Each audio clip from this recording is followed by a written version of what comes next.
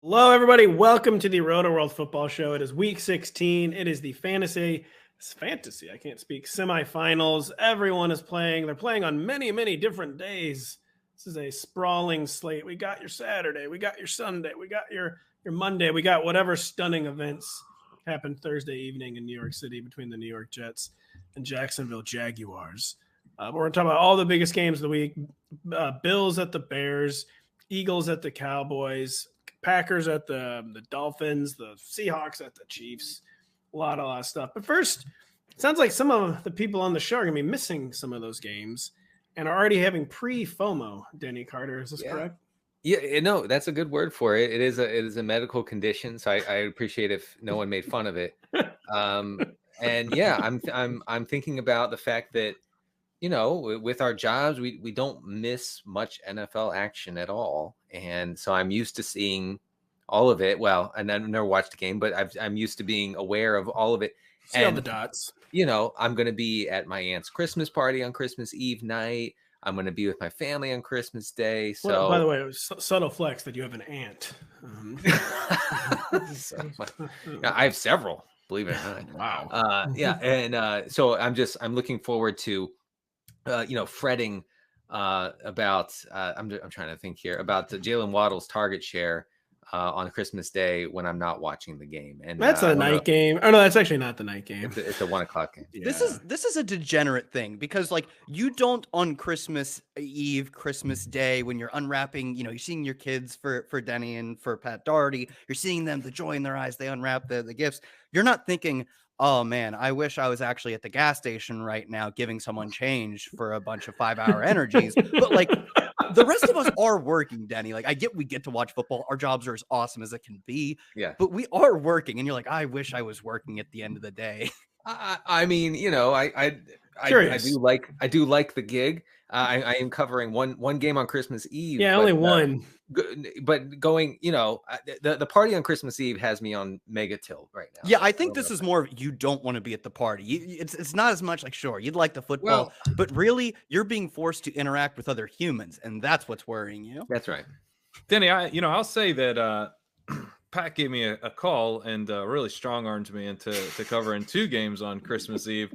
At the time when I agreed to do this, I thought Jalen Hurts was playing. So if you really want to put your money where your mouth is here and want to watch Gardner Minshew at 4 o'clock, I'm going to pass. I'm going to deal with the FOMO if that's if it's all the same.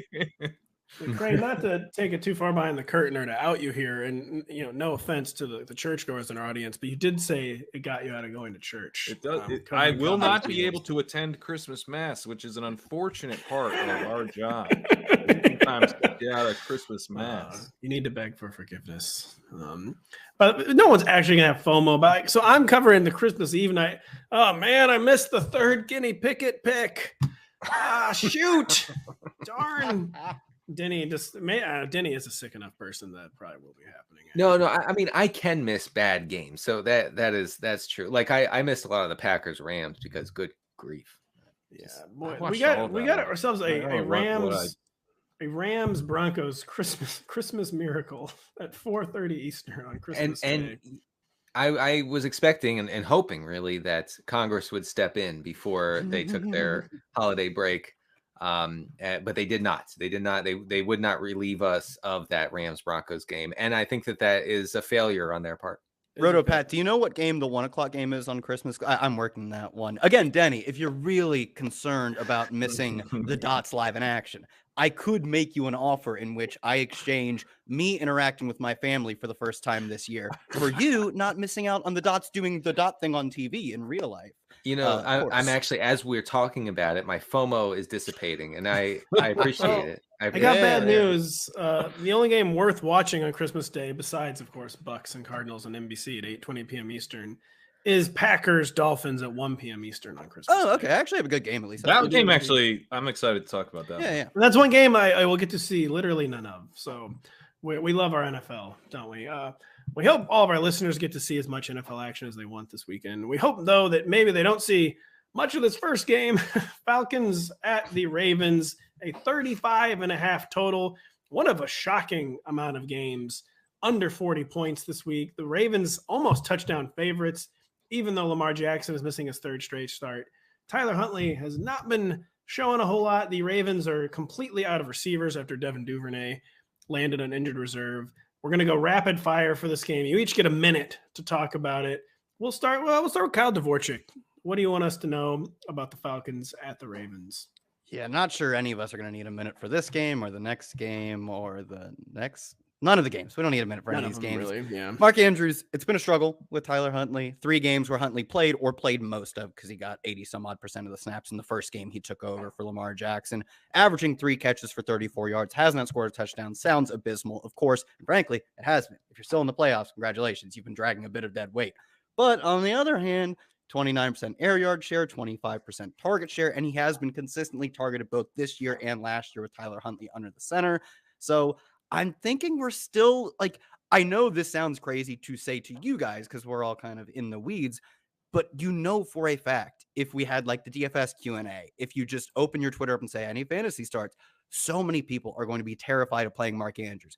He's still the focal point of all focal points of his team's offense, and he plays the worst position in football. He has a shakier hold on the tight end 2 reins this week with Tyler Huntley under center, but he's still got a hold on it. Play him.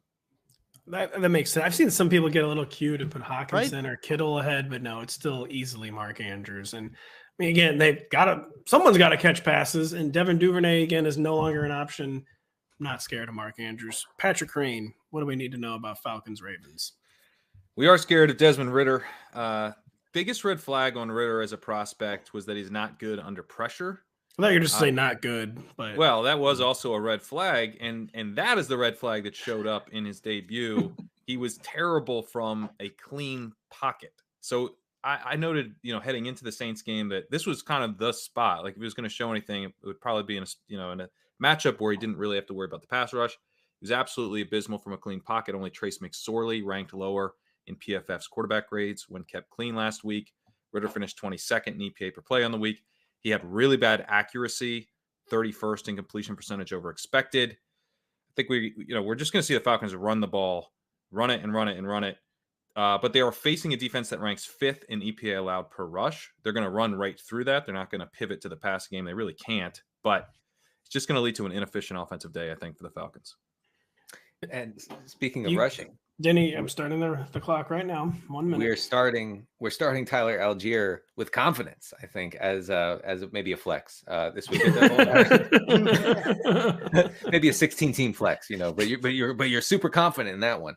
No, I mean the Caleb Huntley injury last week helps, kind of concentrate the touches in this backfield.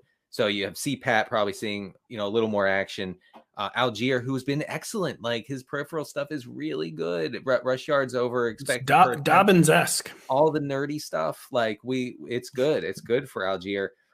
So the good thing about Algier's role is that Arthur Smith doesn't care if the Falcons are down 4 scores in the third quarter. They're still going to establish it. And Arthur Smith said this week, guys, that he really appreciates and recognizes Allgeier's ability to finish a run. He loves this kid. He loves him. He's former linebacker. Right. Oh, really? Right. He's a vibes-based play. I say you plug him in as a top. I don't know. Is he top 24? Tyler Allgeier, no. Maybe top 30 if he's lucky. Top 30 feels fair. Yeah, I feel pretty good about him. He's top 30-ish, by the way. And Dalton Cates, by the way, friend of several people on the show, tweeted just before the show, Ritter's player prop was 141.5, one of the lowest we've ever seen. For Apparently passing yard prop, not total yardage prop. I know. After he generated 97 yards. Isn't that yards. 50 more yards than he got last week? It is. It's much, Drake London could have 70% of the team's receiving yards here and score 11 PPR points. That is crazy. He's had 50% of the targets over the last 2 weeks or the last 2 games. 23 total targets too, which even in raw numbers, that's incredible. But you need him to be the only player. You need Ridder to have the horse blinders on just for Drake London. Yeah. You do. And even then it's oh great, 80 yards, cool. Yeah, they're low value targets. They're not going to result in touchdowns. They're not particularly accurate. It's tough sledding. So Falcons Ravens is a bad game environment, but Saints at Browns is just one of the worst game environments you ever see, both from a betting perspective where it's currently the total is 32.5 according to BetMGM. I believe it was the lowest of at least the past 10 years. The Browns are 3.5-point favorites. I mean, part of this is because the teams are not good. Chris Olave is out for the Saints, but part of it's also like we've got this polar vortex. We've got the bomb cyclone descending on the middle of this country, and it's supposed to be sustained winds of 25, 30 miles an hour, temperatures like around 10 to 15 degrees, just an awful, awful, awful game environment. And so, Denny, what do we need to know about this awful game environment? Kyle, you go first. You had your mouth open like you were really ready to say something. Well, I had a thing lined up about Rashid Shaheed because he's awesome. He's really cool. He's good at football. He's incredibly efficient. And I was checking the Saints injury report to check on the status of Jarvis Landry. Oh, he didn't practice. What does that mean? The Nick Underhill reports he's going on injury reserve today. So no Olave, no Jarvis Landry. This is good for Juwan Johnson, who typically doesn't play a full-time role, but he is incredible when he's on the field. Like 2 tight end might just be their base this week. But circling back to Rashid Shaheed, who I admit all of these are coming on small samples. It's like 15 plus targets, which is not really enough for us to say exactly who he is. He's been really good when we've seen him so far. He is 5th in yards per route run, 6th in yards after the catch per reception, 1st in yards per target. And he's like, it won't sustain, right? It is so hard to sustain his efficiency. Right now, he's on pace for one of the most efficient seasons in a yards per target basis in the history of counting targets. So obviously, this game, when he is operating as the number 1 receiver, these efficiency metrics are going to regress like you've never seen before. But even if they regress, I think he's still a good, strong playmaker who will see the ball a lot. So I'm kind of excited to play him this week, even though the game is going to be this. If you're like desperate for a flex, like you don't have good options, he's a good option because he's the kind of player who can flip a matchup on only 3 or 4 targets. Yeah. You can be excited from that perspective. I think that's his appeal. 15.2 ADOTs, and we've seen his deep speed and everything. But like yards per target is not sticky. Like even really good players might be like a little bit better than average based on the yards per target. He has a 17.6 yards per target, which is 7.5 yards higher than you would expect for his ADOT. Like you expect pretty high yards per target because he's got a deep ADOT. You don't expect 17.6. Like he could crate. Speak for yourself. I always expect undrafted 24-year-old rookies to average 17 yards per target or whatever number you just said. By the way, he hasn't been double teamed a lot. So that's going to change this week. And he's also seen a first read target on only 12% of his routes, which is half of Olave's rate. So he hasn't really been a part of the game plan.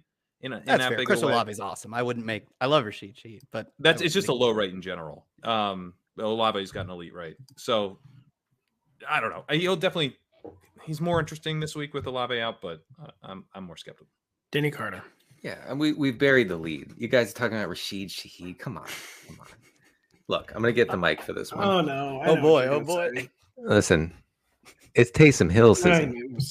Okay. We had a producer today. Your mic would have been cut. Taysom's going to have 15 touches here, and there's nothing you can do about it. There's nothing anyone can do about it. I think you're right. Yeah. No, the weather, the fact that they're missing all their players. He's had at least 6 touches in 3 of his past 6 rushes, I should say. Yeah, man, it's happening. Like, I guess is he tight end eligible in any formats? No, Taysom, he is in like every format. In ESPN? Where you been? Where you been, dog? Underdog. Well, I mean, sure. I just thought it was Yahoo. He is on Yahoo for sure. And Underdog. Anyway, all right. I think he is on a few sites too. I think Denny's so upset because of the year that a bunch of sites just took it away in the middle of the season as if I didn't see this coming. And ever since then, we sort of blacked out our Taysom history. Yeah, I just want to make sure because if you can plug Taysom in, then you should do it. All right, Dabo Sweeney. So I do want to know, I think, Pat, I feel like you undersold the weather a little bit, by the way. And that also goes to the Shaheed versus Taysom conversation because on Roto Grinders here, they say there could be gusts 40 to 50 miles an hour. Well, gusts are always bad. Miles an hour. Sustained is what you focus on. 25 to 30. Exactly. Sustained over 20 is a problem. Like a big problem, and you gust 40 to 50. I mean, a Josh Allen pass would just be fluttering hopelessly to the ground in a 40 to 50 mile an hour wind gust. They have a name when it gets this windy. The scientific name they call these Taysom winds. They do, because even the Taysom deep ball he hit to Shaheed last week was like a wounded dove coming down from the atmosphere and got it just over Richie Grant's. They're called Taysom winds. and the media won't say it. You won't say won't it. learn about this in Media the mainstream press. Continues to protect Taysom Hill. You guys act as if the red rifle. He's got a gun in his name. Yeah. Won't be cutting through the Bring wind. Jameis back. Andy Dalton might just hide and skip the team flight. I would. Why would Andy Dalton subject himself to this? This next game is not as bad as these first two games. It's kind of a weird game with a Lions offense is kind of set, a Panthers offense without many fantasy viable players. Man, it kind of depends on the week, I guess. Some of them are becoming a little more viable, but the Lions are currently 2.5-point road favorites for a modestly totaled 43.5 affair. Denny, tell us about the Lions at the Panthers. It's a game this week, first of all, Yes. that you should. No, I actually has some appeal, I think. Real quick, DJ Moore has at least 30% of the targets in Sam Darnold's starts this season. He had 51% of the team's air yards last week against the Steelers. Caught a touchdown, of course. Had a pretty decent day. So I think that you can play him here, especially Detroit is so bad on the back end. Like they can be exploited. This is not me promoting Sam Darnold as a viable fantasy option, but I think you would never do such a thing, would you, Dane? We didn't do such a thing just last week that we're going to get to when we talk about the Colts. Am I starting Darnold over Tua? No, He's no Matt Ryan, to be clear. Well, we're going to litigate the Matt Ryan thing because Denny's process ended up looking maybe a little better than expected. The results, on the other hand. The results, yeah. And really, who cares about the results? It's the process that matters. It's true. We'll talk about that when we get to Colts, though. Denny plays in a lot of points per process leagues. So for him, it was, in fact, a good day. It was a huge day. Yeah, and then on the other side, Carolina is 25th in pressure rate. So Jared Goff should have plenty of time to operate against a Panther secondary that I would describe as inconsistent. Sometimes they look okay. Last week, they were actually quite bad against Mitch Trubisky and the Steelers. Trubisky had an 8.2 adjusted yards per attempt. He pretty much just got whatever he wanted against these Panthers. So I actually think Jared Goff is like, if you've been going with him for weeks now, I don't see much reason to move off of him. I would rather play him than like Gardner Minshew if you're considering a waiver wire option this week. And I think this game has a little bit of sneaky appeal. Now it won't if the Panthers grab a lead. Like if the Panthers grab a lead, they're going to take the air out of the ball, unfortunately. But it's not hateful. Then you were cooking, so we let you go well over a minute. Patrick Kerrane, you have 1 minute to discuss this football game. I think this game could be a little uglier than Denny does because I don't think the Lions are necessarily going to want to be that aggressive here. The path of least resistance is on the ground against Carolina. They're not great against the pass. They're 12th in drop back success rate. DeAndre Swift top 18 season. Then no, and unfortunately not because it's we'll still a split backfield. Justin Jackson. I'll get to that. Yeah, Kyle will cover that.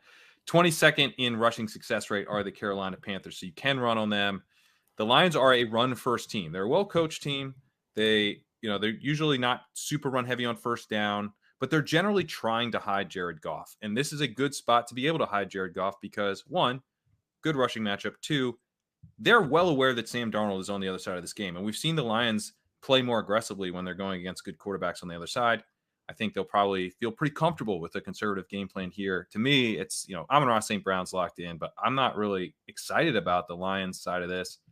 And then the Panthers side, I think they will be very conservative as well. And if the Lions aren't pushing them, what are you really getting out of the Panthers?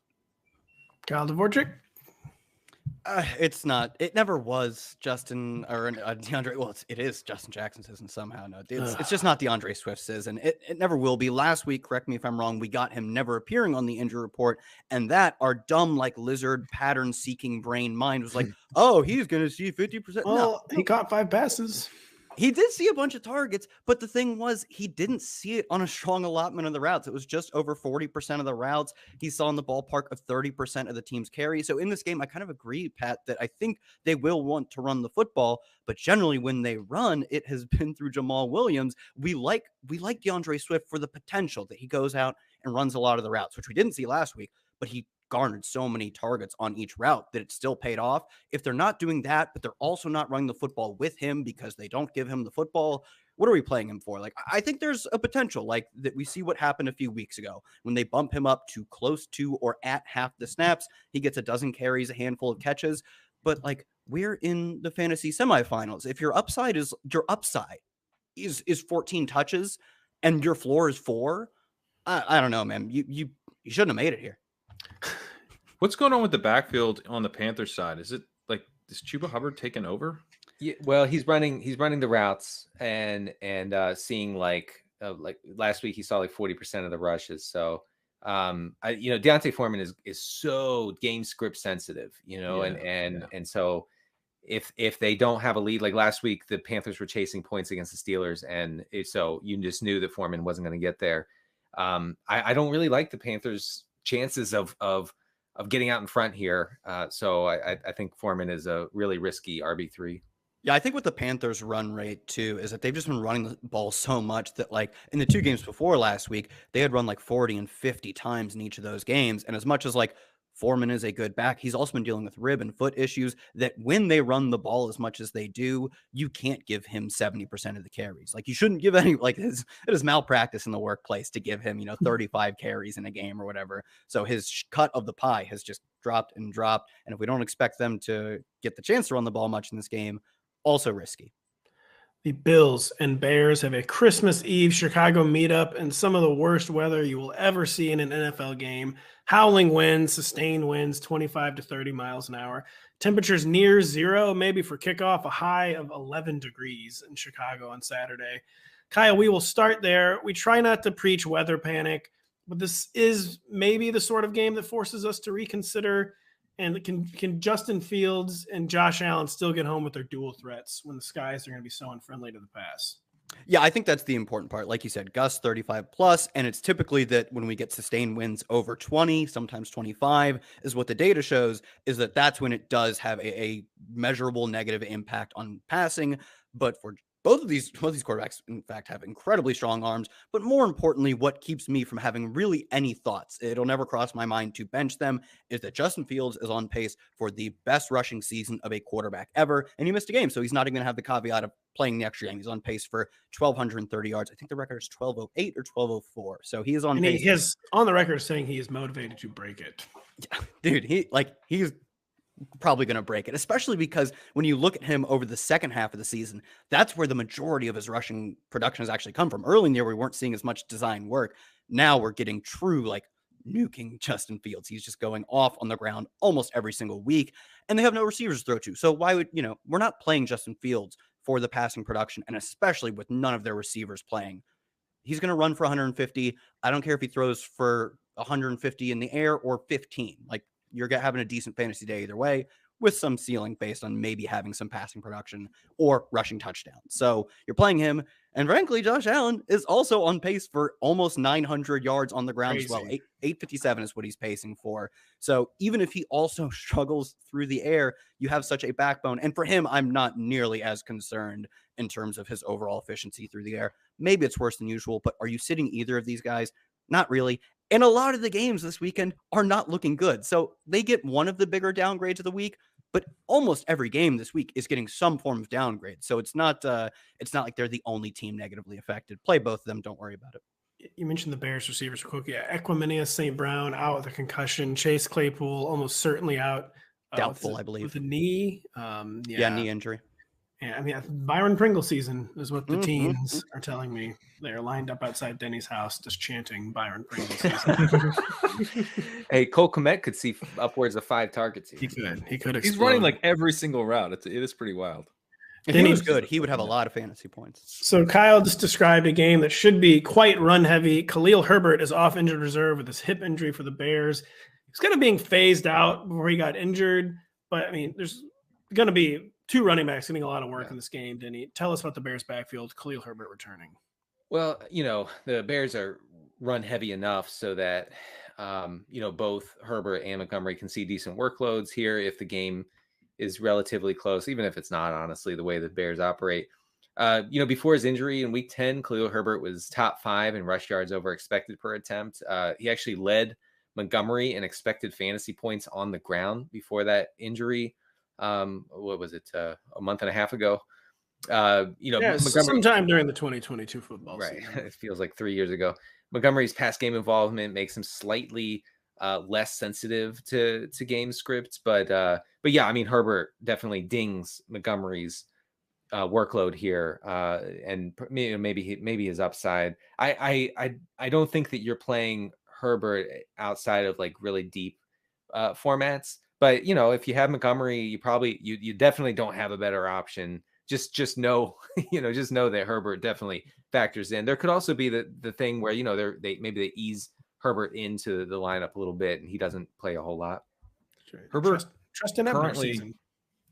Herbert currently ranks first in rush yards over expected per attempt. He's been a really good rusher.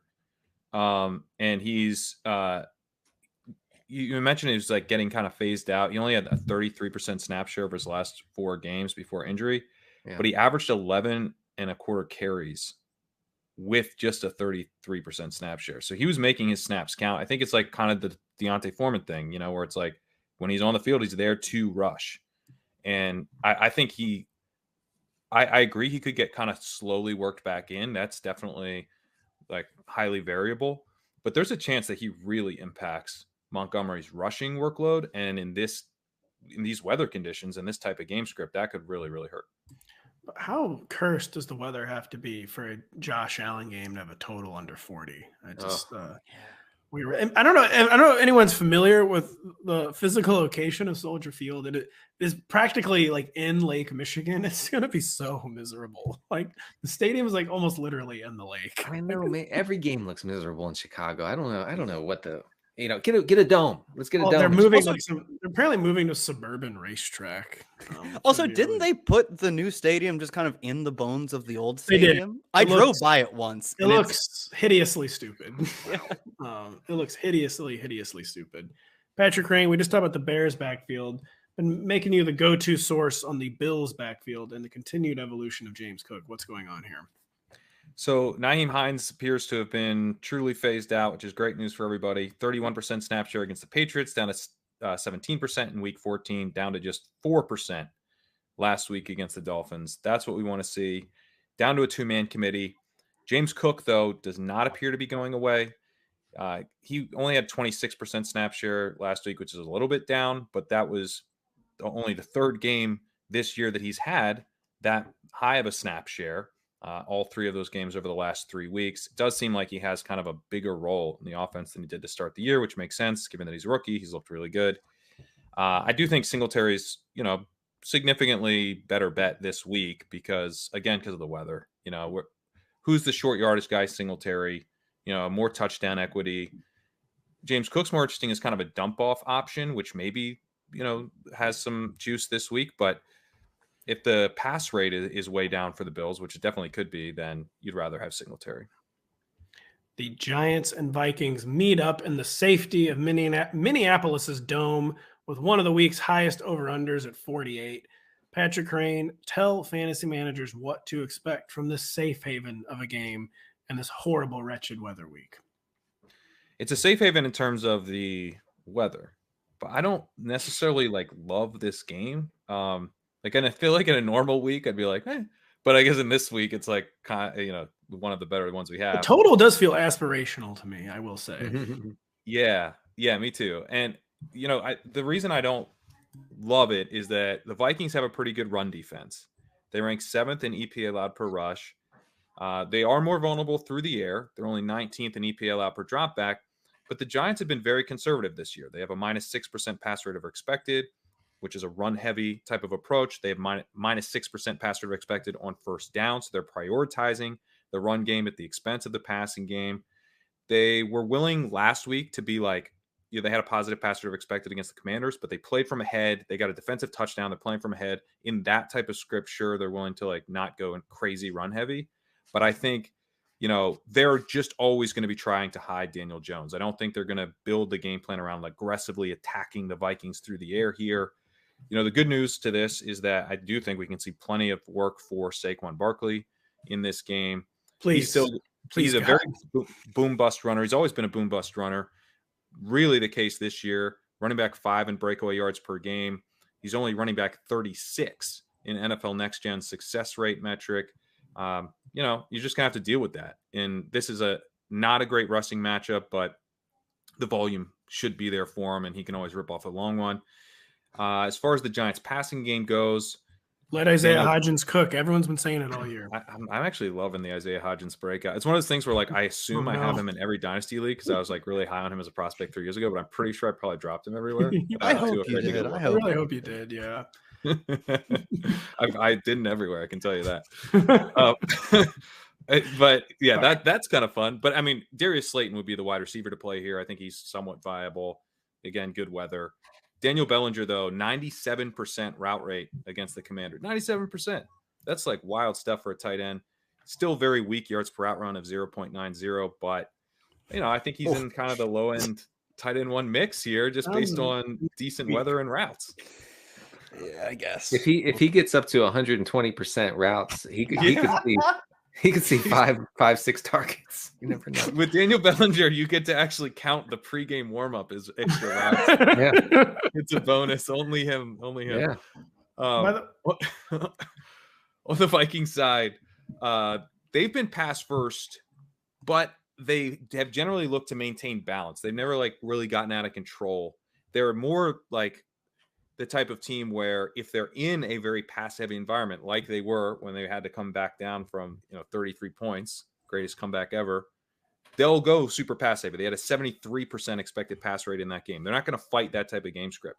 But again, I'm not sure how aggressive they're going to be about dictating a pass-heavy game script. So I have the same. Yeah, we called them a Diet Mountain Dew team. They're willing to mix it up a little bit, but when push comes to shove, there's no sugar in it. Yeah, exactly. This analogy everyone understands. There is still though trucker grade level. Man, what's the trucker stimulant? Never mind. Like 5 hour Monster Volt. Oh, like whatever they took in the 70s. They're taking greenies or whatever. Four Loko. Yeah, Four Loko, original formula. Original formula for Loco is why I'm still alive. It shocked my heart back. Your heart was stopped when you drank it. Yeah, no, it stops your heart, then it restarts it. That's amphetamine. The FDA says that's bad. Four Loko. Yeah. Sorry. Our apologies to Four Loko. Dalvin Cook, I think, is pretty interesting. Clear-cut running back one here, in my opinion. He's running back 11 in breakaway yards per game. Has an 85% snap share in 3 of his last 4 games. So you get workhorse usage here, big play upside. And again, I think that we're looking probably at a balanced type of game plan from the Vikings. Justin Jefferson locked in. I think Hawkinson's worth going back to here just based on no weather. You're in a dome. And he's had route rates of 92%, 91%, and 84% over the last 3 games. His yards per target stinks, but you're willing to bet against a bad yards per target, particularly against a kind of middling to not so great Giants pass defense, and we actually don't have to worry about the weather. Our dearest apologies to Four Loko. And yes, we're talking about how the good weather in Minnesota, where we'll be nice in the dome. Outside the dome, the high is 4 degrees in Minneapolis on Saturday. But the Vikings did the right thing and built a damn dome. Minnesota's the one. Green Bay is kind of the other, where it's just actually too cold. Stadium. Do you remember when they were building their new stadium and Brett Favre had to play outside at the high school stadium? He was entombed. Essentially frozen in liquid nitrogen when they played in the University of Minnesota Stadium. Right. It was a very, very sad end to an illustrious career. Denny Carter, the Cincinnati Bengals arrive in Boston, except for they don't actually play in Boston. They play in Foxborough or something, as surprisingly modest 3.5-point favorites. Denny, what is going on here, beginning with the Patriots imploding offense? Yeah, so we all know Mac Jones is not throwing the ball downfield. His screaming over expected is off the charts. The man is just hoarse. He literally can't stop screaming. Never seen anything like it. But it's more than Brady, which is shocking. Really saying something. He has an 8 out of 7 over his past 4 games. That's among the lowest in the league. So you know what's happening here with the Patriots offense. I wanted to mention just real quick before I get to the backfield that Tyquan Thornton ran 94% of the routes last week with Devontae Parker out. Obviously, Aguilar and Jacoby Myers were the primary receivers. I just wanted to mention that because I thought it was interesting. They both had great games, especially Aguilar went off, Myers went off, Thornton maybe this week. So Myers, I gotta ask, let's be legend mode. Myers did he go off? Is that what he did? He went, yeah. What were you going to say, Kyle? What number has been your favorite viewing of the play, the lateral play? Because I'm at like 15, and truly, I mean this in the most earnest way possible. 15 was funnier than 14, and 14 was funnier than 13 down the line. To me, it hasn't peaked, and I've watched it a lot. It is kind of like the fabled Griff Whalen play, which if you do not know what that is, look it up. The Colts special teams fiasco from 7 or 8 years ago. I mean, I kept making, I think I already explained this on the podcast. I kept making, with the U.S. men's national team, I kept making jokes, but I don't want our center backs to be legends. Like Tim Ream, like, I'm going to play this ball out and be a legend. Jacoby Myers went, let's be a legend mode. He did. And you know what?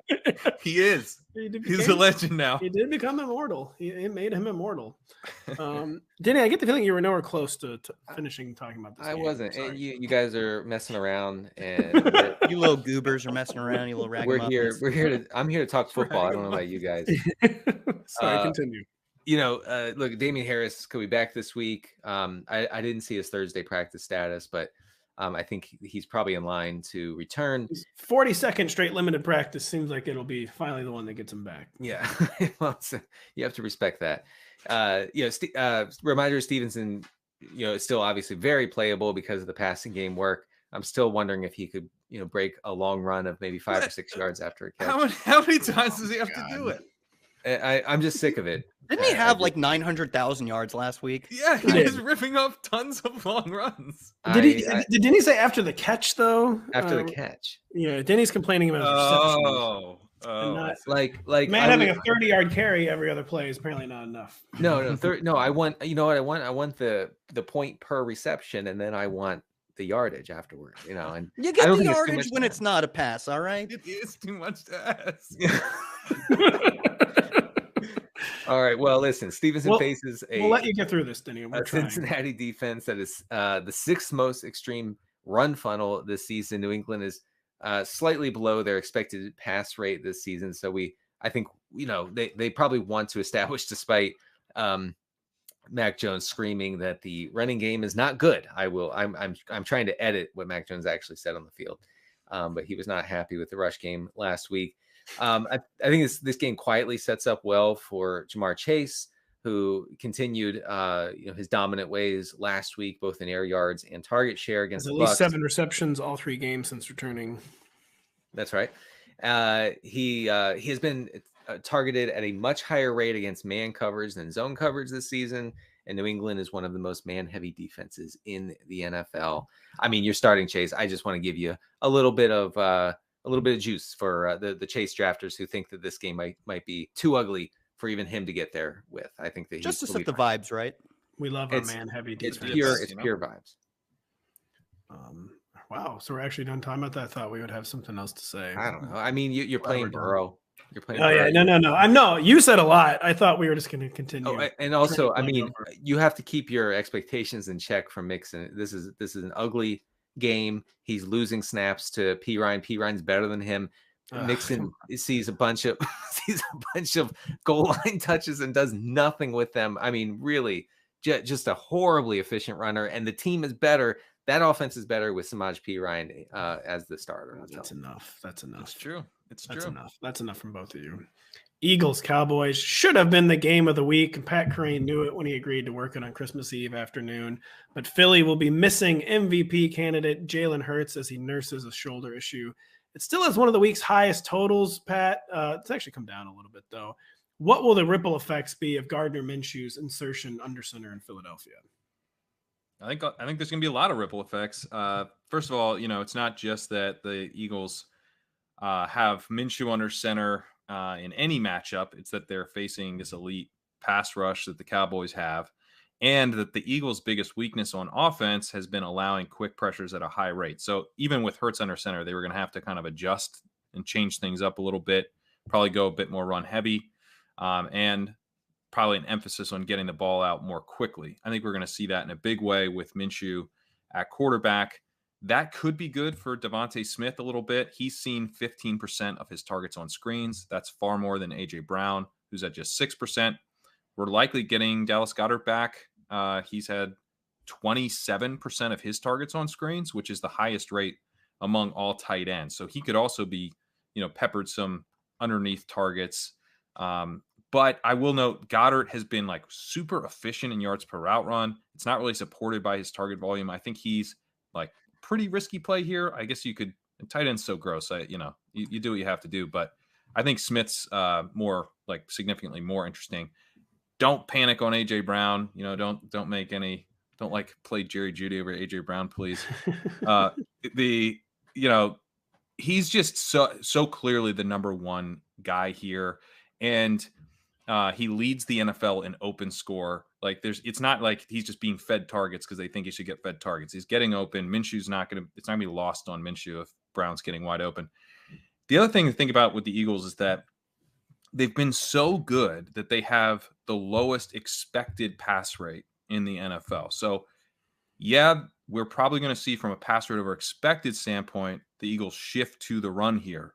But they're also not going to be in a position to just like be playing from ahead like usual. So we should still see a decent amount of passing attempts here.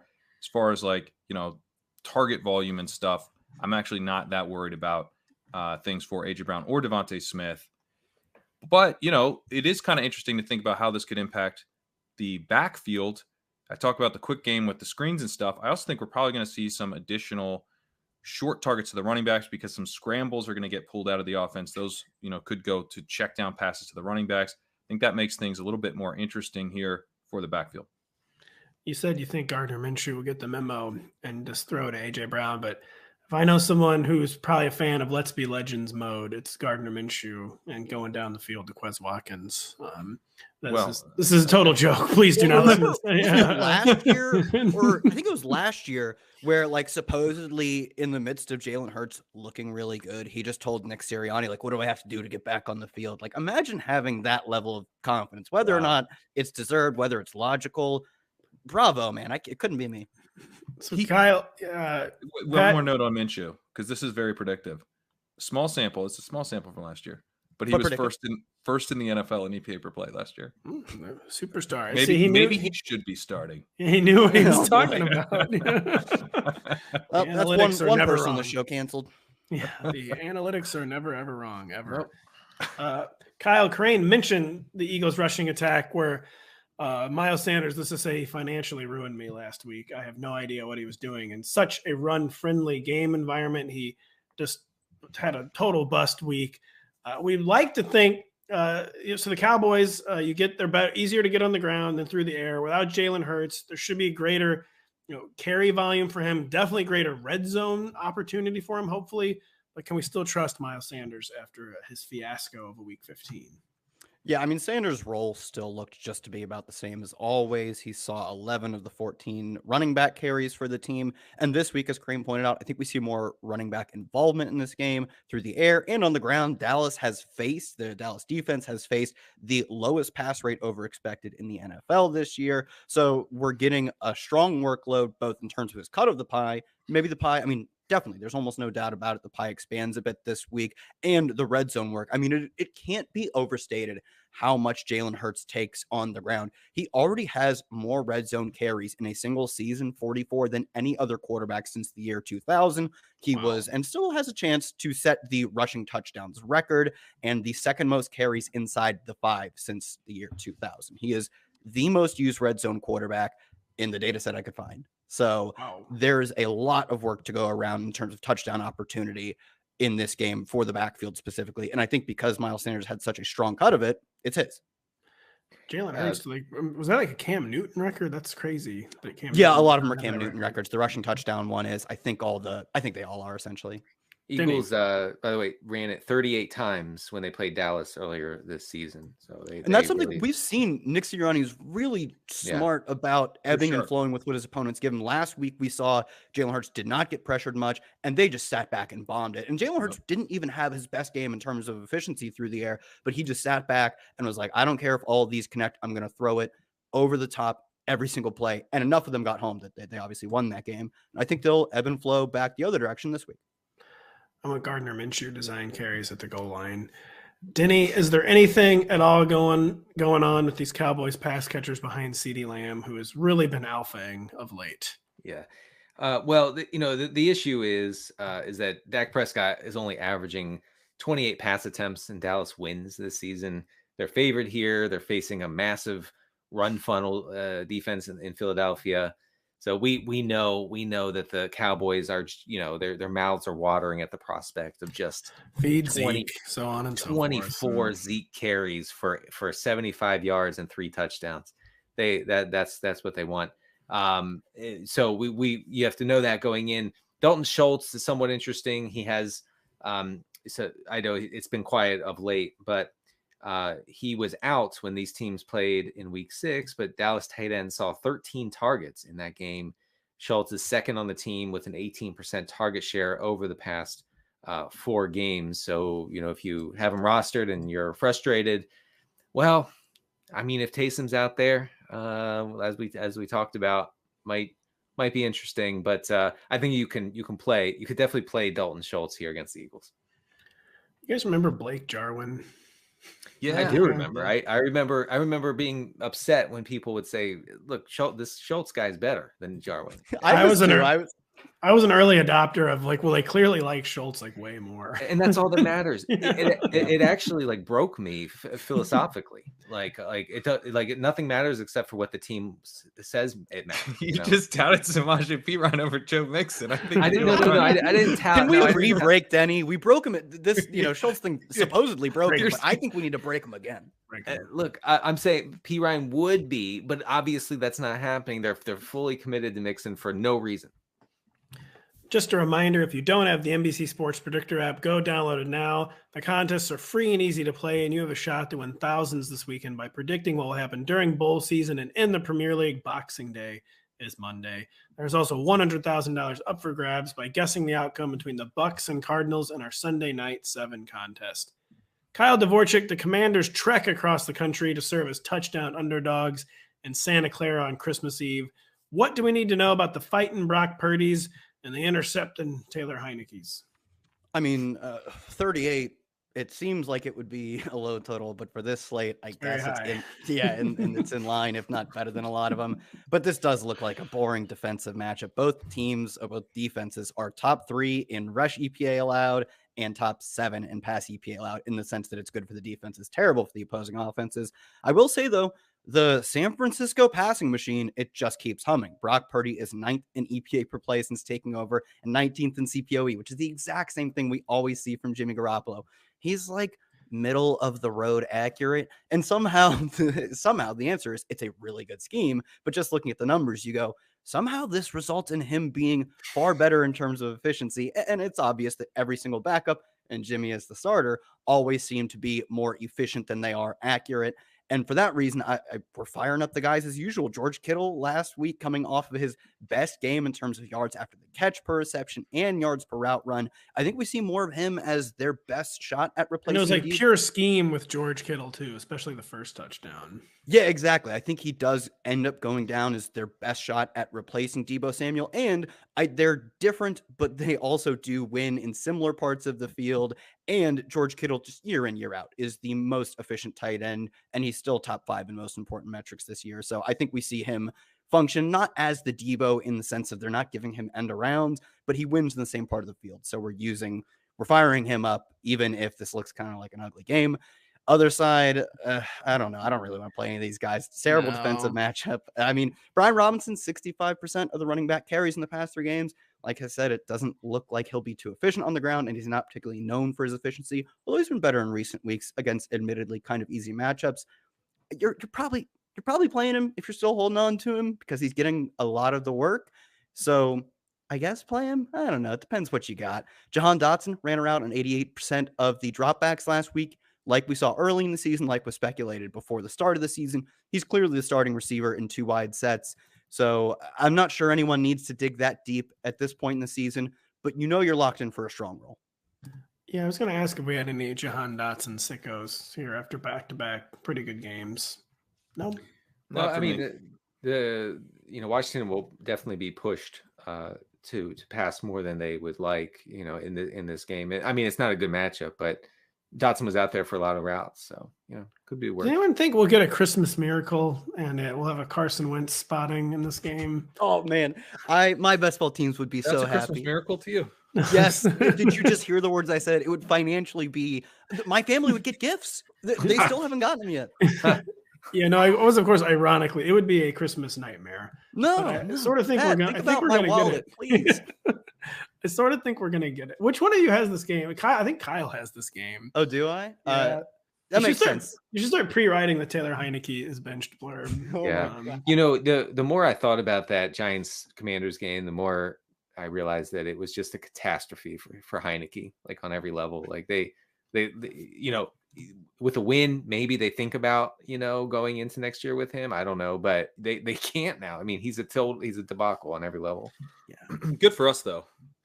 Yeah, it is. He throws the least catchable interceptions I've ever seen in my life. You do have to give Taylor Heineke credit for that. It's an innovation. That throw that he had, where it was pass interference, obviously at the end, but that to me was such a weak throw. Like I feel like there are maybe two quarterbacks who would have to do what he did, which is basically lob it from 15 yards out.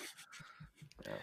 Bad as the Tampa Bay Buccaneers are, they are touchdown plus home favorites against the Arizona Cardinals. Patrick Kerrane, what do the folks need to know about this Christmas night special on the National Broadcasting Corporation at 8:20 p.m. Eastern? Well, as you know here, Tom Brady, big favorite, so that's good. It's against Trace McSorley. Hey, so I never count out the GOAT against Trace McSorley. Yeah. Why is it? He should be like a 20-point favorite against Trace McSorley, but yet he's not. Never count out the GOAT against someone named Trace. It has not been a good season for Brady, obviously, but he hasn't been a total disaster. Looking at EPA per play, he's 23rd. He's actually better than Justin Herbert and Aaron Rodgers in EPA per play. The issue for Brady, though, is that he has this horrible run game that he is connected to. You look at Aaron Rodgers, he's got a decent run game. They run too much, but they are 7th in EPA per play. So it's not, just sucking the life out of the offense. The Buccaneers rank dead last in EPA per rush, but they refuse to abandon the run.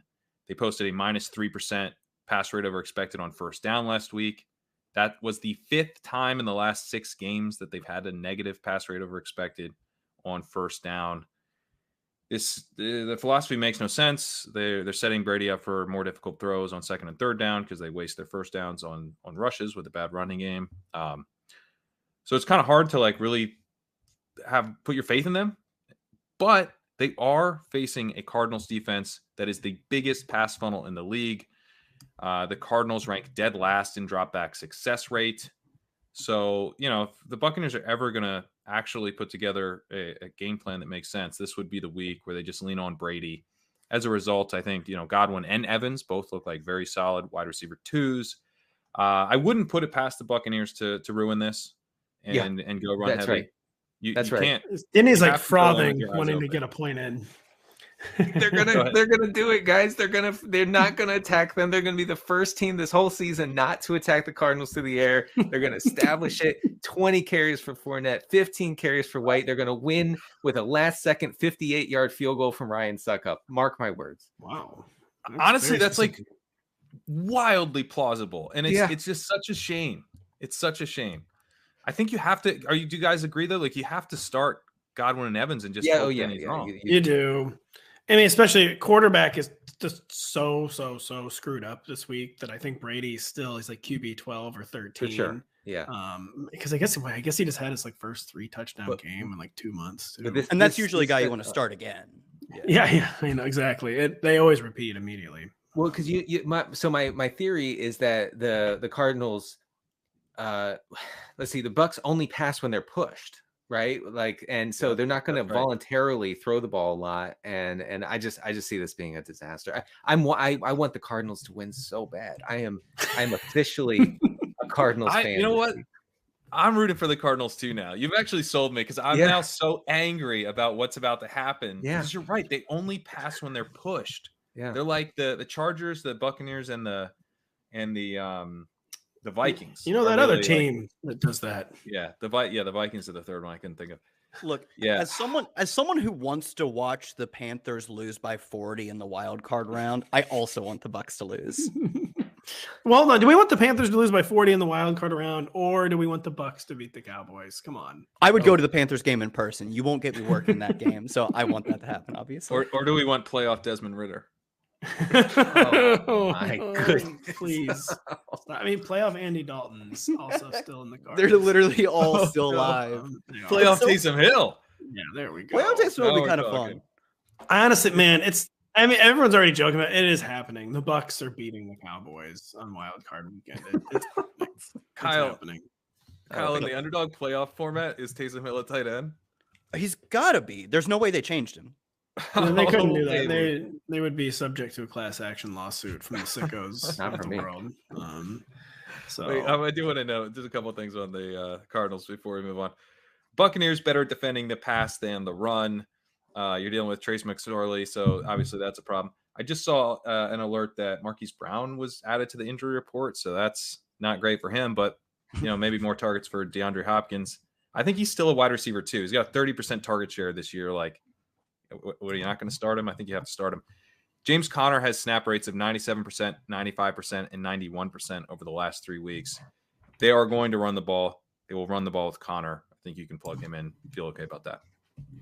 the Seahawks and Chiefs meet up in Kansas City with the week's highest total of 49.5. At least it was until Dolphins Packers hit 50. Denny, the Seahawks are laid low by injury issues, but we will begin in Kansas City, where Jerick McKinnon is suddenly looking like their number 2 wide receiver.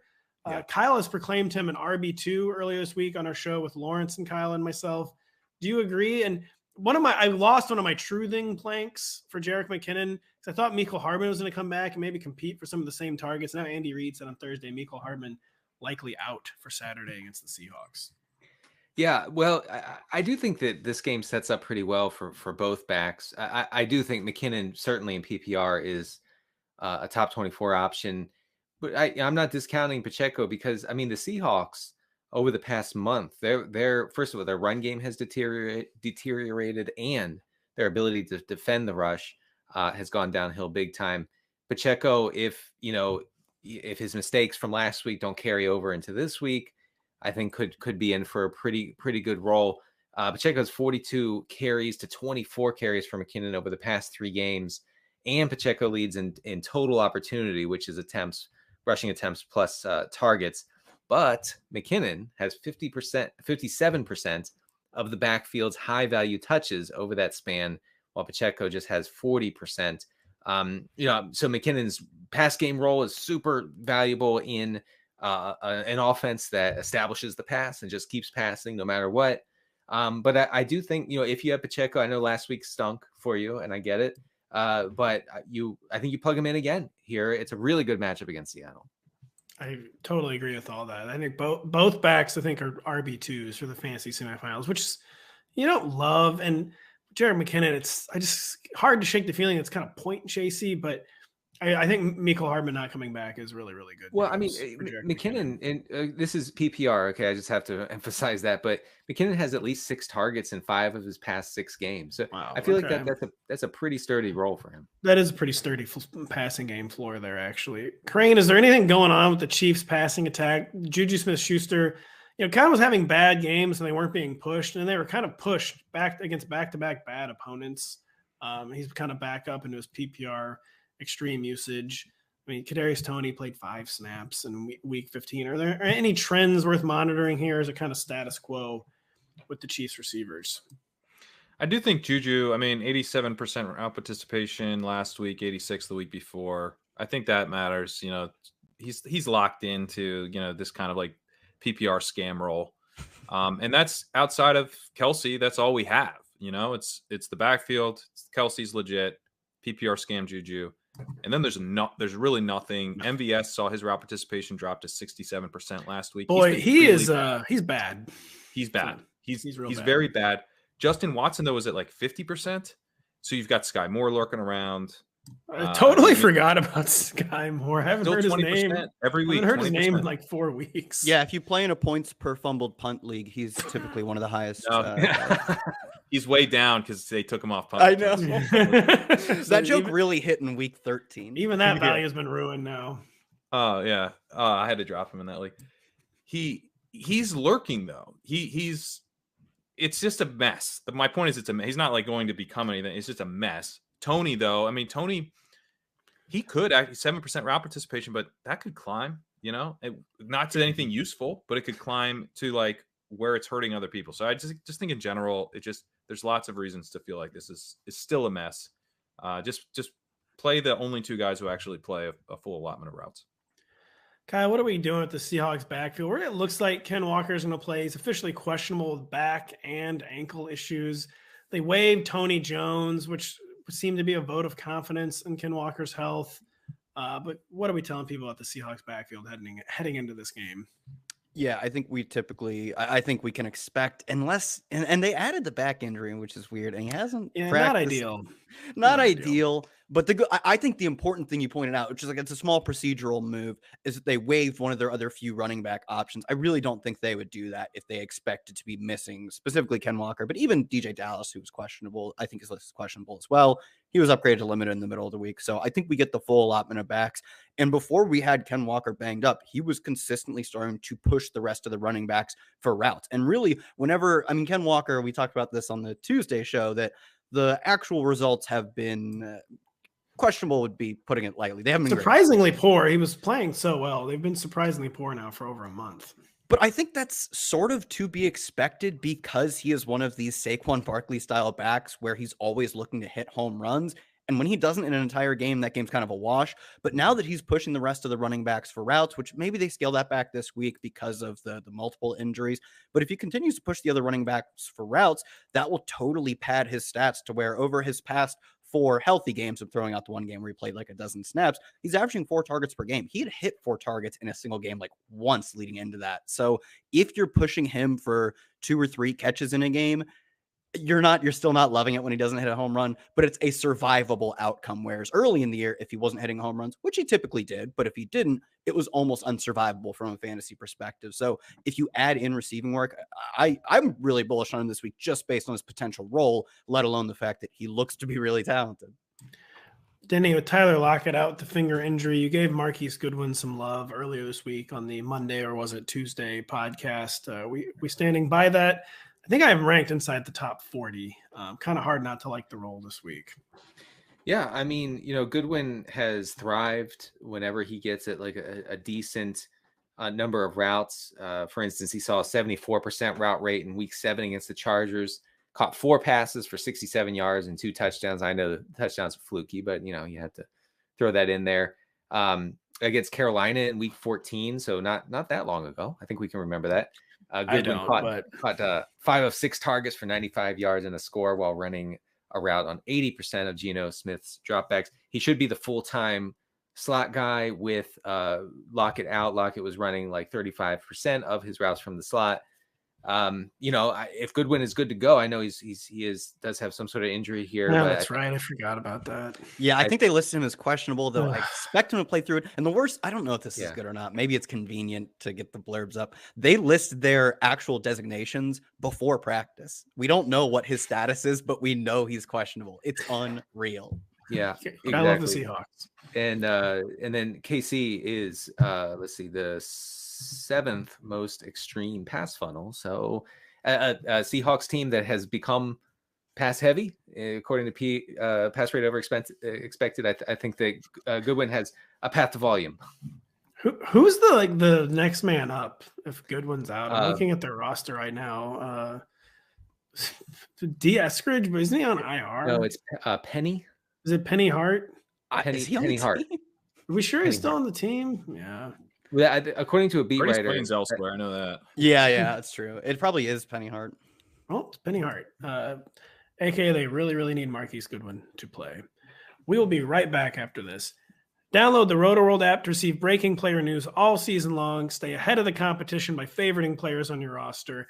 Get the latest injury updates, player news, and much more delivered right to your phone.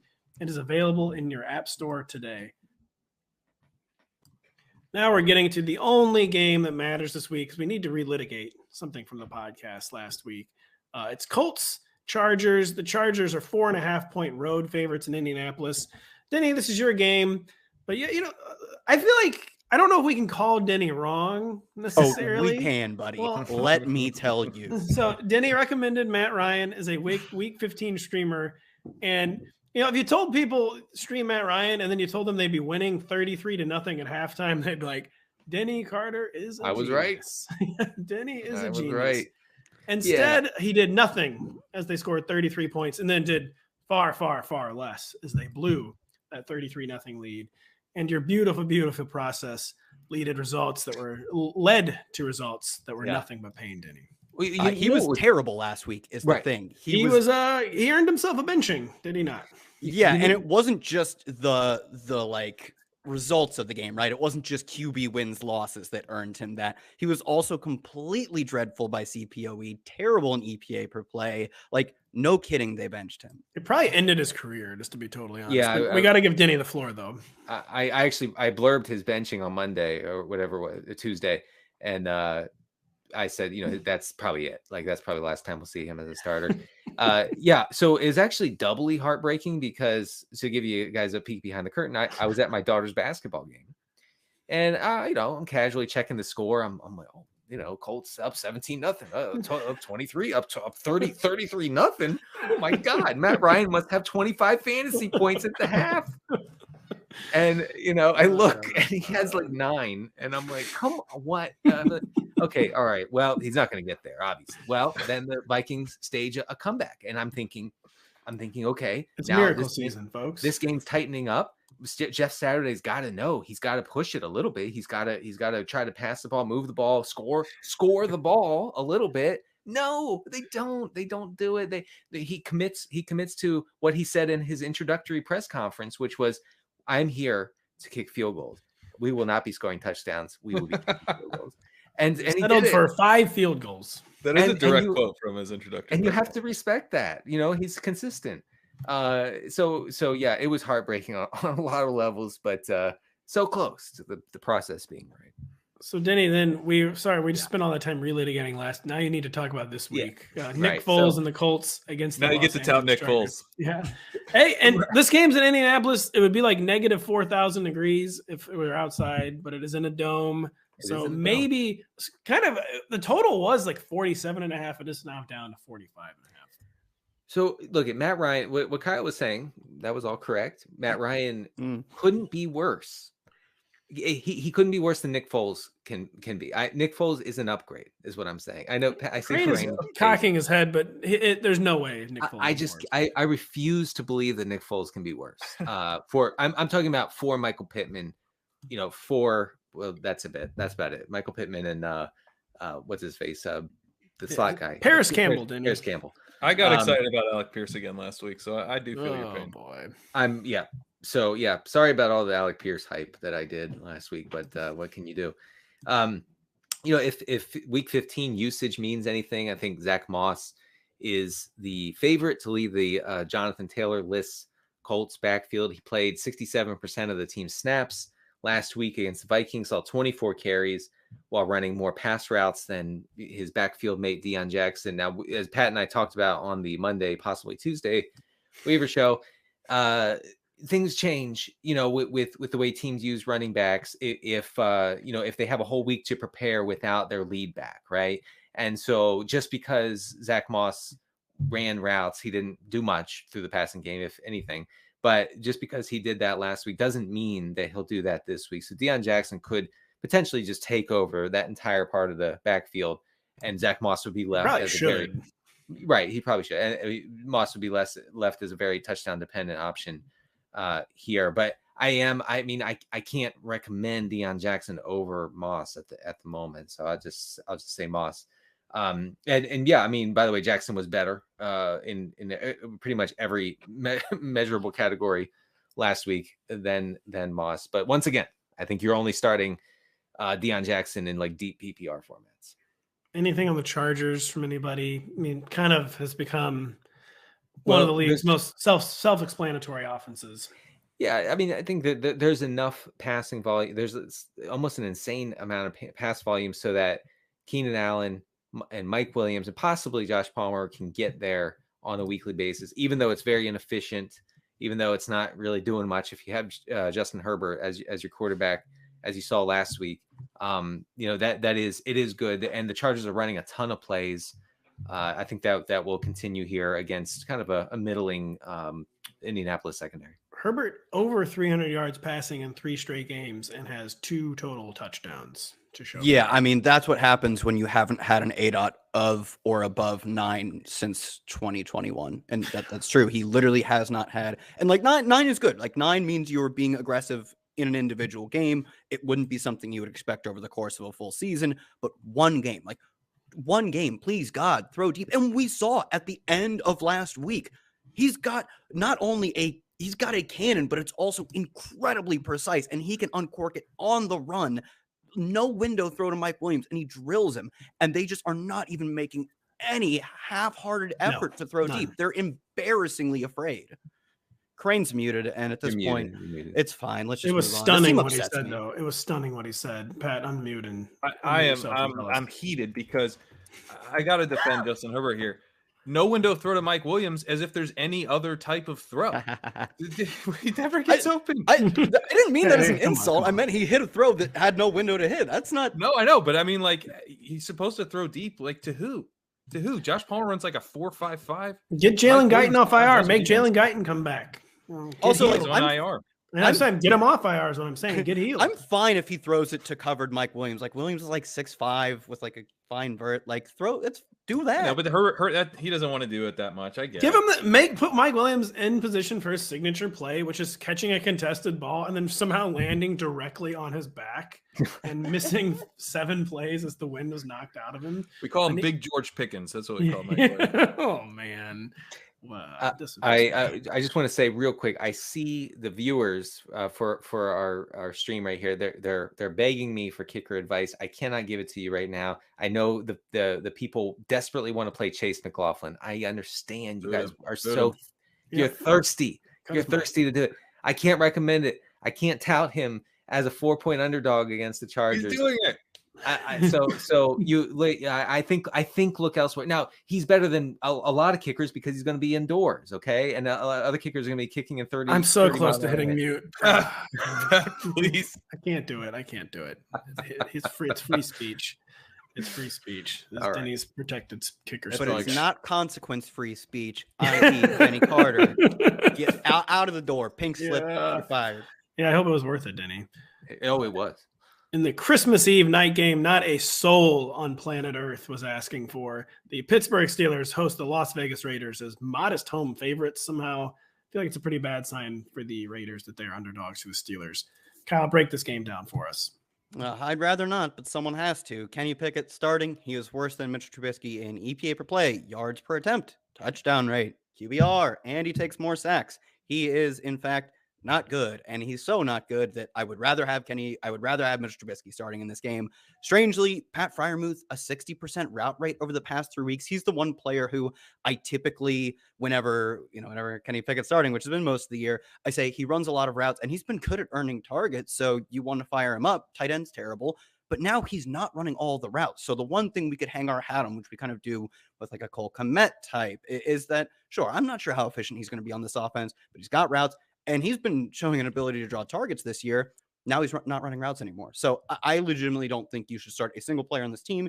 Deontay Johnson saw a massive target share and a strong air yard share last week. That was with a different quarterback. He hasn't been as dominant as that was throughout the year. And he is like, this team is such a poor passing team that they need to have the Michael Pittman, DJ Moore, Drake London, Chris Olave type, where you are the focal point, the start and end of your team's passing attack to be worth playing.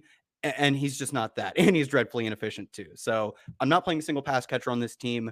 The good news is Najee Harris doesn't catch passes. He's got 80 yards or a touchdown in each of his past 6 games. He's dominating the carries.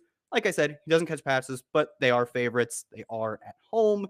So I'm probably, I mean, you're definitely starting him. He's getting all the rushing work. They're favored. That's all you need to know. On the other side, Darren Waller only ran a route on 66% of Derek Carr's dropbacks, but we do expect that to climb as he comes back. It was his first game back off IR.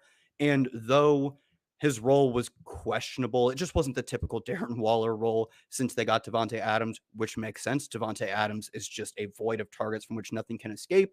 He had a 13 ADOT last week. He has nearly a 12 ADOT on the season. So he pushes the ball downfield, which is something few tight ends can say. Even if his route rate is so-so, you're probably still firing him up. I don't know what it says about the Raiders that they're underdogs in this game. It feels very concerning to me. Pat, it seemed like you had something on the tip of your tongue.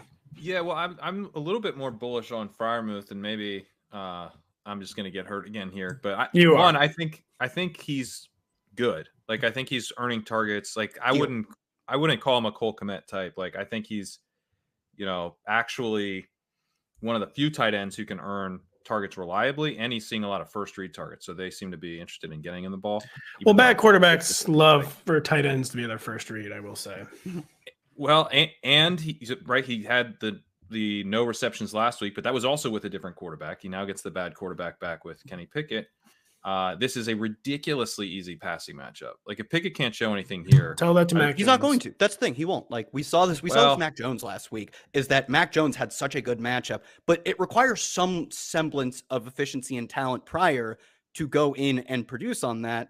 And Mac Jones was like horrific last week. And I think that's what we see from Kenny Pickett. And to me, it's also the route rate that's really difficult. He's not even. The route rate's a concern, but you have to keep in mind that he was rolled up on his first catch of week 14. Then he was removed from the injury report, but did he get in a full week of full practice? I don't think so. So it could be related to the foot to some degree. And he's been a full-time route guy for most of the season.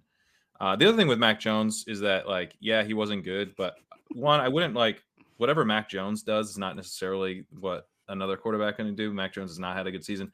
The other thing is that the Patriots ran one of the most bizarre game plans ever against this ridiculously easy pass defense. They went super run heavy. They had a minus 21% pass rate of expected on first down against a terrible, terrible secondary. Like, they did run for like over 200 yards and should have won if not for a blatant non-overturned TD. But yeah, all I'm saying is I would not use the Mac Jones bad efficiency last week to say that Kenny Pickett is totally dead to do anything in this matchup. And I want to play that through Pickett.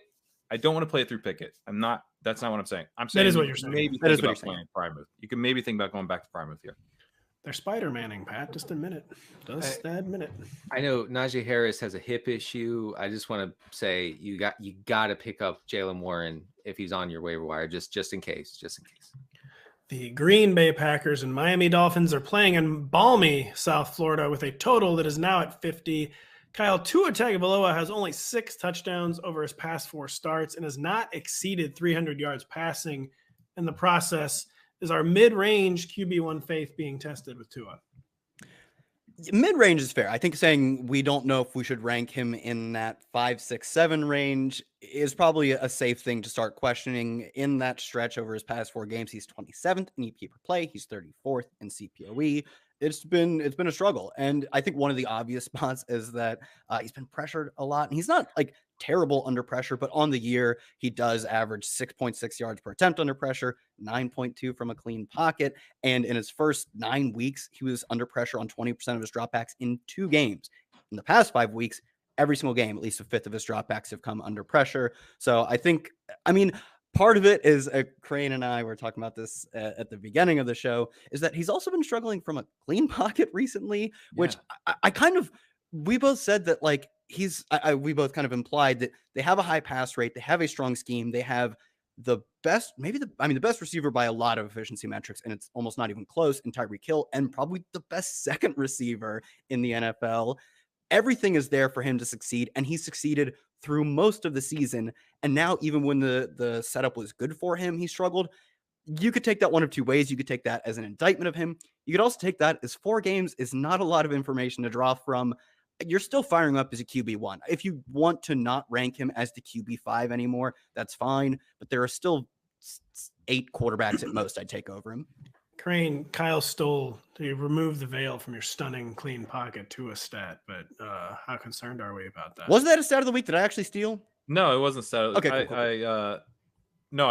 I think that's interesting. I also think the thing with Tua that's interesting is there was some was it Benjamin Solak who had the? Yeah, it was Solak. He had a really strong breakdown. It's from a few weeks ago from the Chargers game, but about how the Chargers took away the middle of the field.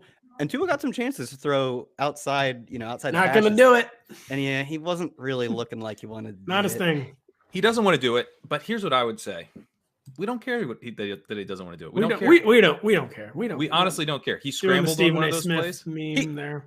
We love scrambles. He's a play Freebird type of quarterback. Whenever he's performing at the bar, you say, play Freebird, throw it across the middle. Yeah, exactly. And if you scramble, if you've got two modes and one of them is run and one of them is throw over the middle of the field, I'm into it. We're still seeing these over the middle of the field throws. He's been much less efficient on them, but Tua led the NFL from weeks 1 through 12 in throws over the middle of the field, traveling at least 10 air yards. He leads the NFL in those throws over the last 4 weeks. Nothing has really changed. It's just he's not quite as efficient on those throws. We're kind of betting against like yards per target here. Like that's what it feels like to me. Like it's still the same Dolphins offense. Maybe the NFL has figured it out, but like color me skeptical and stuff like that. You know what I mean? Like you have two elite talents, as Kyle was talking about, in Tyreek Hill and Jalen Waddle. Tua's got a long stretch of accurate, and by the way, his accuracy, his completion percentage over expected is way down recently. I don't know, man. It just feels a little noisy to me. I'm not freaking out about it. I think, and the other thing is like, what decisions do you really have to make here? Like you're starting Tua, you're starting Tyreek, and you're starting Waddle. So I guess just like maybe you feel a little more queasy about it, but you're not doing anything differently. And I think one last thing to cap internally panic. Internally panic, but externally stay the course. I agree. That's a good way to put it. One last thing to cap it off. This game has jumped the total by like 4 or 5 points up to 50. So that tells me a lot of money and a lot of smart people are also telling us that the prior of them being a good offense that play in good games, because they have the second highest implied team total, that prior holds strong. So it's kind of falling in line with Kerrane said. Denny, Kyle said earlier in the week not to worry about Christian Watson with Romeo Doubs back. We were talking about this after the Monday night game. Made a pretty compelling case that he was hurting Allen Lazard more than Christian Watson. Do you agree with that assessment? Do we need to be worried about Christian Watson heading into a very, very good matchup? Well, look, do I love that Christian Watson saw 14% of the Packers' air yards upon Romeo Doubs' return to the lineup last week?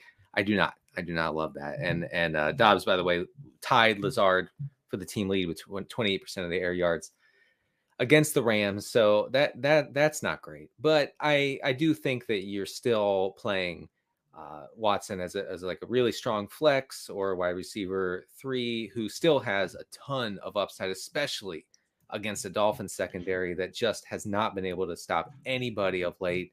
I don't know. I don't think this makes Aaron Rodgers particularly appealing or gives him a ton of upside, but I think you can be okay with Watson even with Dobbs back in the fold. I had to get Rodgers into the top 12 this week, and yeah, it's going to be a moot point by the time you hear this pod, but I just could not decide what to do with Trevor Lawrence, who it could sound tragic in 8 hours time, but I put Lawrence behind Rodgers as the weather seems like it's going to be so shaky. I would do that. Yeah. Trevor Lawrence is Trevor Lawrence week 16 is going to go down as like one of the most fateful rankings in the entire season. I've had lots of people. I've had like seriously 3 or 4 people text me and ask me about this today. And it's very By the way, Denny, I think me and Kyle are gonna have to pitch in and get you a case of Mountain Dew for Christmas because wide receiver 3 flex, Christian Watson's a wide receiver 2, man. We got to play for that upside. And the air yard share to me. The air yard share to me was not like an indictment of Watson as a player or even how he will be used going forward. Like they were specifically giving him routes shallow across the field so they could get him the ball in space. Like he still led the team in targets anyway. I just was joking around trying to get him a touchdown at the end. Yeah. So to me, the air yard share, I don't think that'll be super stable. It's not like Romeo Doubs comes back and is immediately the deep threat. Like I think Watson is clearly the best receiver they have deep, and he's just one of the best receivers deep in the NFL. So I think to me, yes, it was interesting how they used him last week. It definitely wasn't the typical Watson usage, but man, you got to get. I'll send you some Baja Blast something. I have a lot. I have it in the back of my truck. So I would appreciate. I haven't had that since 2001. So I made up a new Mountain Dew flavor in Galaxy Brains this week called Chili Dog Chivas, the first Mountain Dew flavor to have Chivas tequila in it. Well, actually, it's strange, but it would be the third, and it would be the second with chili dog in it in some form. I should have known. We were going to talk about these backfields, but the podcast is running a little long. You're going to start Aaron Jones. You're probably still AJ Dillon can be a low inflex in this high scoring environment. Jeff Wilson's coming back for the Dolphins. Raheem Mostert has redeveloped the hot hand, though. Kind of some interesting stuff going on. Have Raheem Mostert ranked ahead of Jeff Wilson fairly comfortably. I would too, yeah. But it's kind of a fateful situation. We'll see what happens there. Patrick Kerrane, the Broncos and Rams meet up in a Christmas Day nightmare, one that Rivers McCown unfortunately has to cover for NBC Sports. Kerrane, what do you got for us here in a game with a 36.5 total? Russell Wilson is returning for the Denver Broncos, so some countries will be riding. Rivers normally does our Texans games, by the way. I know, so and this was seriously purely because of the time. He could do this slot, and the slot happened to be Broncos Rams. My God. All right, well, okay, so Rivers, I can tell you that Russell Wilson being back, that's good because Brett Rippon is just absolutely horrible. And even though Wilson's been very bad this year, it's still a massive improvement over Rippon.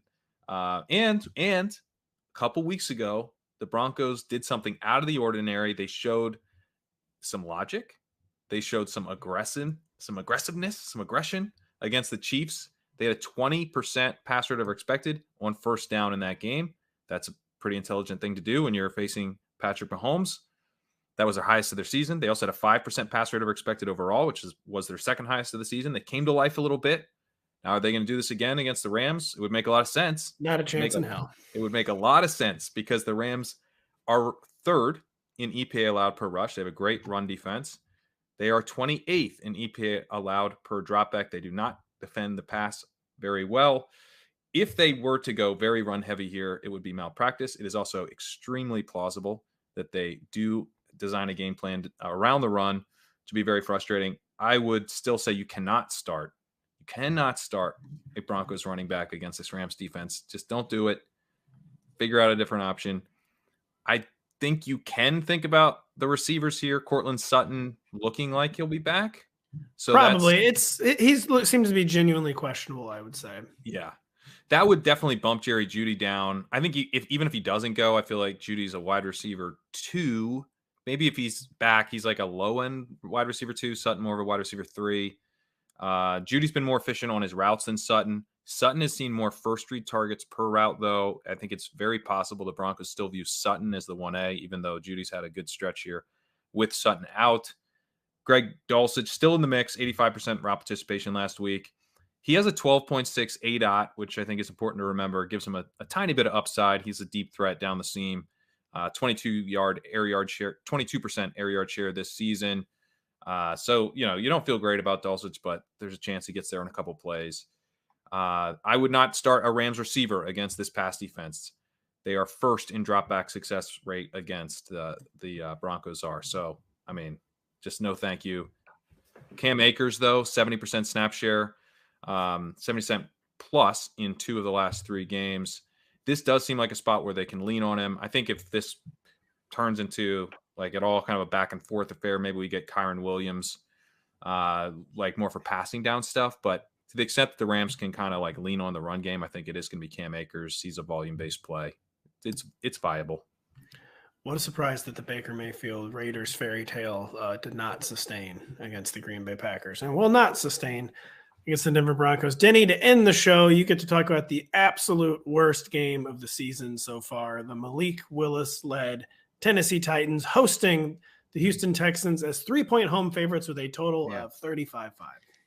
Yeah, I mean, Malik Willis starting means that you really just have to avoid all Tennessee pass catchers, unfortunately, including Chig Okonkwo, including Treylon Burks. You just can't play them. You got to find some other option because the Titans have made it clear that they are not going to let Malik Willis. Well, they're not going to let him throw it, and they're not going to let him run it. I mean, it's curious they will not even let him run. It is pretty incredible. Ryan Tannehill sustained a potentially season-ending injury, and instead of letting him not play through it, Malik Willis got a few plays and like, no, Tannehill, buddy, sorry, one more ride. So Derrick Henry had 32 rushes for 219 yards and 2 touchdowns in Week 8 against Houston with Willis under center. He had 17 rushes and 115 yards and a touchdown in the other game with Malik Willis. So we could see a 40-touch game here from Derrick Henry. He's really the only fantasy game in town for Tennessee. And then on the other side, Chris Moore, still a thing. Brandon Cooks is returning for the Houston Texans. Yeah, still saying, yeah, right. And yeah, I think you play Cooks. I think you, as a maybe wide receiver 3 for everybody, but he's like a wide receiver 4, but he's like a high end wide receiver 4. The Titans, of course, a pass funnel defense. And then Jeff Driscoll, he's still a thing at tight end. So that's all I'll say. Come on. I would know with the Chris Moore stuff, it seems like Philip Dorsett has been kind of the next man up behind Collins and Cooks all year. And so I would be worried about how many routes Moore runs with Cooks back. Yeah, so that's a perfectly good place to end the show. We set a new record. We're in a festive mood, have our longest show of the year. Just a lot to talk about. The content keeps growing. That includes on the website where Patrick Kerrane's walkthrough will be live on Friday. Kyle Dvorchak's 32 stats are live. Denny will have his funnel article. I'll be trying to keep the rankings updated. A lot of crazy injury questions, a lot of crazy weather questions that I have no idea how to react to. So thank you so much for listening. Wish you a happy holidays. Keep it locked on the site. We'll be blurbing every game, even this holiday weekend. So for Patrick Dvorchak, for Denny Carter, for Patrick Kerrane, for Denny Carter, Kyle Dvorchak, I am Patrick Daugherty. Thank you so much for listening. We will be back later. Hey, it's Matthew Berry from NBC Sports and Rotoworld.com. Just want to thank you so much for watching what you just watched, or at least being too lazy to click out of it after the autoplay just kept it going. So either way, thank you so much for just letting it scroll by your screen. And now I'd like to ask you respectfully, please subscribe to the NFL on NBC YouTube channel for the latest NFL news, fantasy headlines from Rotoworld, and betting analysis from NBC Sports Edge.